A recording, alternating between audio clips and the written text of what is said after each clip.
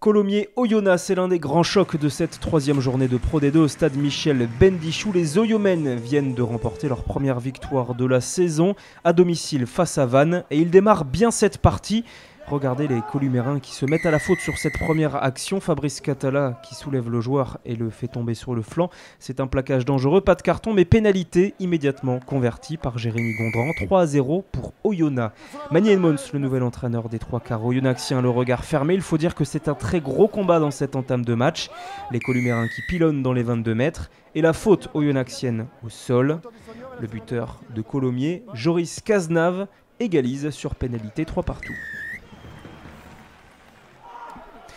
Beaucoup d'indiscipline dans cette première période, peu de jeu de mouvement. On essaye tout de même dans ce petit côté de mettre un petit peu de rythme, mais regardez Hugo Pirlet, le pilier de Colomiers se met à la faute, il perd ses appuis et tombe dans le camp adverse. Nouvelle pénalité convertie par Jérémy Gondran, 6-3 pour Oyonnax. Olivier Baragnon, l'entraîneur columérin, le regard fermé, mais son équipe va profiter de la malice de Joris Cazenave. Pénalité, vous l'avez vu sur ces images, joué vite par le demi-mêlée columérin. Phoenix Batti est hors-jeu, il le gêne, carton jaune. Il paye notamment pour tout le monde après plusieurs fautes répétées. Et immédiatement, Cazenave réussit cette pénalité et remet les deux équipes à égalité. Il ajoute deux autres coups de pied entre les perches oyonnaxiennes qui permet à Colomiers de mener 12-6, mais Colomiers est toujours indiscipliné, ne profite pas vraiment de sa supériorité numérique. Gondran réduit le score avant la pause, 12-9, mais cette première période se termine sur une nouvelle faute dangereuse de la part des Oyomens. Premier plaquage dangereux de Calandret et ensuite ce geste de nervosité de Mitch Inman a surtout interpellé le corps arbitral et c'est un carton jaune pour le 3/4 centre australien d'Oyonnax qui laisse son équipe une nouvelle fois à 14. C'est Colomiers qui mène 12-9 à la pause. Au retour des vestiaires, les Oyomens sont donc en infériorité numérique, mais grâce à un bon coaching de leur staff, ils vont tout de suite réagir dans cette partie. Cela n'enlève pas le stress sur le visage d'Adrien Buononato, mais Ben Botica, dès qu'il fait son entrée, marque 3 nouveaux points et égalise.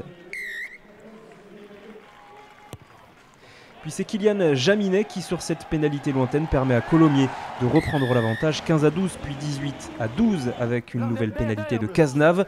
Colomiers se dirige tranquillement vers une nouvelle victoire étriquée à Michel Bendichou. Mais regardez cette ultime action dans les derniers instants du match, le jeu déployé, la passe dans le dos de Botica et c'est Teddy Stanaway, le 3/4 centre, qui rafute et qui délivre un bijou de passe Chistera à Vincent Debatti. C'est le seul essai du match et on se délecte à l'image de ce ralenti et de ce geste technique impressionnant de l'ancien international néo-zélandais à 7. Et on le regarde une nouvelle fois pour le plaisir. En tout cas, cet essai est transformé. Ici c'est Oyonnax, clament les supporters. Et c'est bien vrai pour la soirée en tout cas, puisque les Oyomens s'imposent 19-18 avec cette transformation de Botica. Premier succès à l'extérieur de l'USO.